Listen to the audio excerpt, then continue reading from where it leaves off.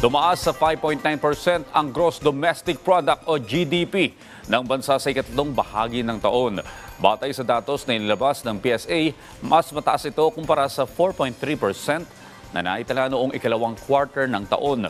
Nakapagtala ng paglago ang tatlong major economic sectors gaya ng industry, services at agriculture. Dahil diyan tiwala ang NEDA na makakamit ng bansa ang 6 to 7% target growth ngayong taon.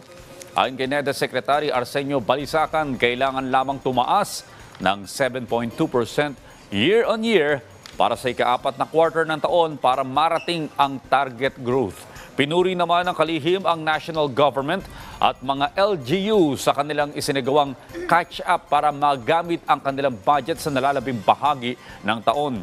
Kasabay ng pagbagal ng inflation nitong Oktubre, tiniyak din ng NEDA na pinaghahandaan nila ang magiging epekto ng El Nino sa huling quarter ng taon.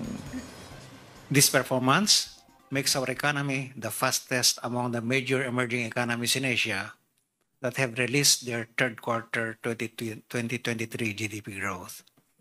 Vietnam at 5.3%, Indonesia and China at 4.9%, and Malaysia at 3.3%.